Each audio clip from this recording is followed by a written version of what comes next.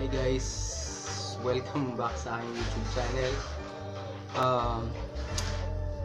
Wala wala pa akong nagagawang content. Nag-edit ako kagabi. Gagawin ko sana ng content, kaya lang biglang may lumabas na notification. Lumabas yung mukhang to. Ayan. Si Marlu Arizala aka Sunderford. Medyo trending siya ngayon kasi nireklamo siya ng girlfriend niya sa kay Tulfo. Ayan. Sana napapanood niya to. Hoy Marlu, sana napapanood mo to. Ayan, wala akong pakialam sana sa buhay mo, sa pinagagagawa mo sa buhay mo, kaya lang magkamukha kasi tayo. Hindi ka pa nire-retoke. Tama yan, magkamukha tayo. Kaya naapektuhan ako sa pinagagagawa mo. Saka reklamo sa'yo ng girlfriend mo. Kaya pinipilit mo na sabay kayo maligo. Pinipilit mong kahit ayaw. Diba? Tigang na ba? Ha? El Nino na?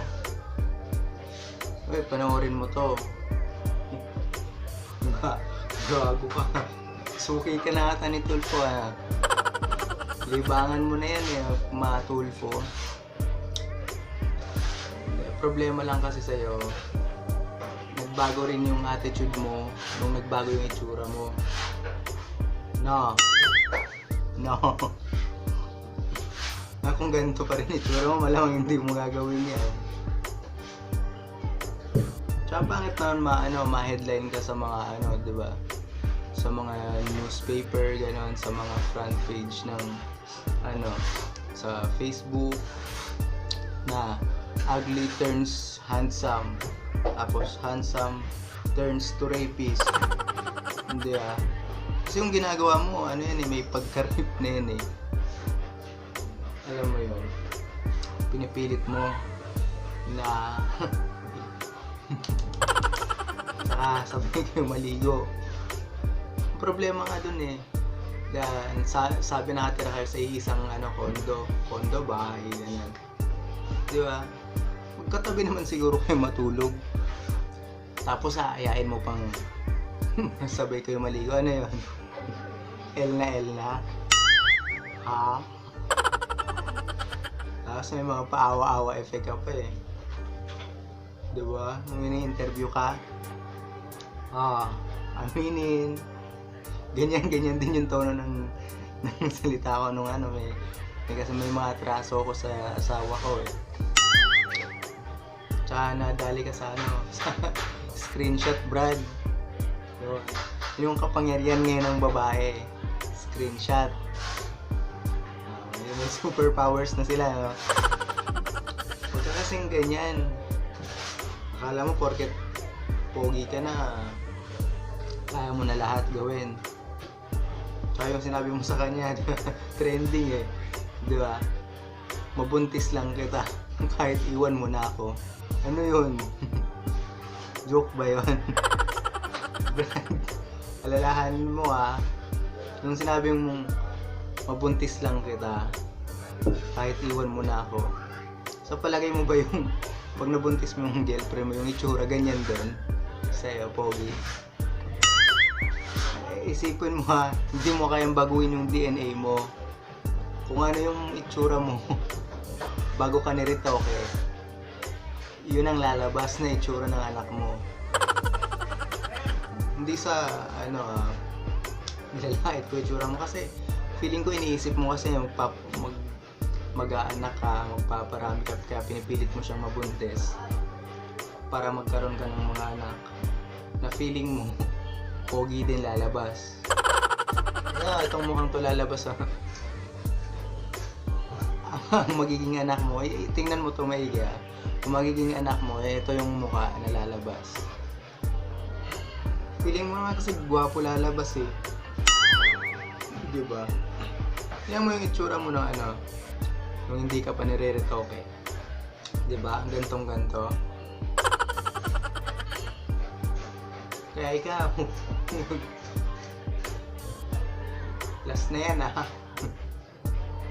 Baka makulong ka na, matuluyan ka na. Hindi naman tawag dito. Tinatakot kita. Yung mga pinagagagawa mo, puro na lang katarantaduhan eh. Pati mga gamers, galit sa'yo.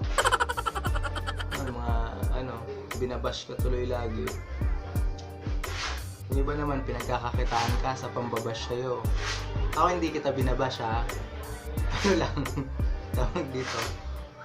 Kasi itong mukhang to kasi, yan, hawigan eh. Hindi sa binabash kita. Gusto nga kitang payuhan eh. Kasi puro katarantuluhan din yung ginawa ko dati. Sana wag mo nang ulitin yung mga pinagagagawa mo. Tama na yan, pumogi ka na eh. Chicks na nga lumalapit sa'yo eh. Tapos ganyan ka pa. Huwag ganun Brad, pangit yun. Kita mo, pag naging mabait ka, pogi ka na, mabait ka pa. Siguro mga 96 na babae mag-uuna-unahan sa'yo. Parang pogi ka nga, tapos yun yung ugali mo, di ba? Ingay sa labas. Kaya ikaw, ayusin mo na.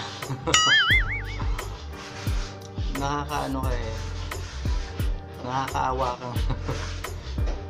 Kasi, kita mo binago yung itsura mo para naman medyo umangat ka sa sa society na ginagalawan natin. Kasi kung na-upgrade yung itsura mo, at least mas maraming opportunity, di ba? Kaya lang sinayang mo dahil dyan. Okay na sana di ba? Nung lumabas ka sa Rated K, inaabangan ka pa ng mga tao eh. Tapos palakpakan. Ngayon, lagi ka nang binabash. Susunod niyan, baka hindi ka na makalabash. Galit na galit sa yung mga tao. Sa susunod kasi, Brad, inaaya mong maligo, sabay kayo maligo. Baka naman kasi brusko yung pagkakaaya mo.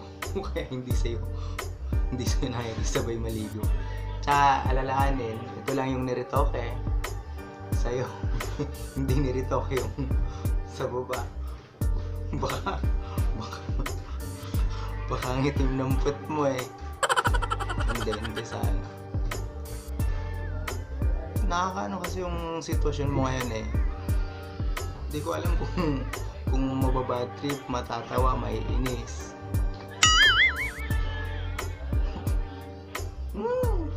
Lagi na lang kita nakikita sa Tulfo eh. Ngayon, trending ka na ulit. Baka tawag dito, nawala yung kislap nung between mo dati. Ngayon, kumikislap na ulit dahil dyan sa ginawa mo. Marami na babad trip sa'yo. Ayan, pag nalusutan mo yun, okay na yan, last na yan ha. Huwag mo na uulitin. Bilang kamukha mo. bilang kamukha mo ha. Huwag mo na uulitin. Hindi tawag dito. Hindi kasi maganda yung yung ganyan. Yung dapat nire-respeto kasi yung babae. Hindi yung may mga babaeng bastusin pero tsaka girlfriend mo yan eh. Hindi mo dapat yung ginaganyan. Respeto lang. Brag sa babae. Tsaka girlfriend mo pa lang yan ha. What more kung asawa mo na yan.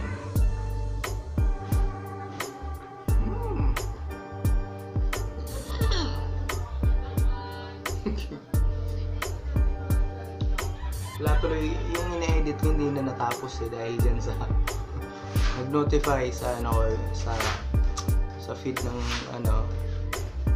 YouTube ko.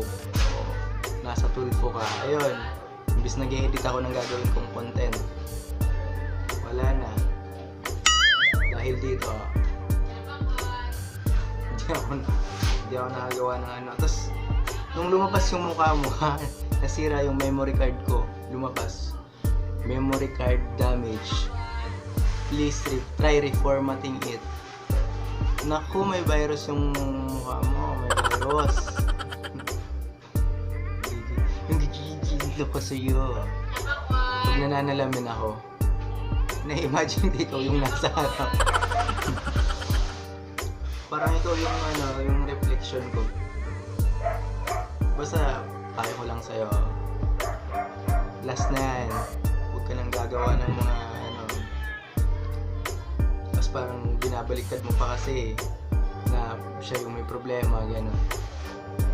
Huwag nang gano'n. Huwag. Wala nang sisihan. Alam mo naman na may kasalanan kayo, di ba? Tanggapin mo na lang. Okay? Tanggapin mo na. Pag inulit mo pa yan, papaluin kita ng dustpan.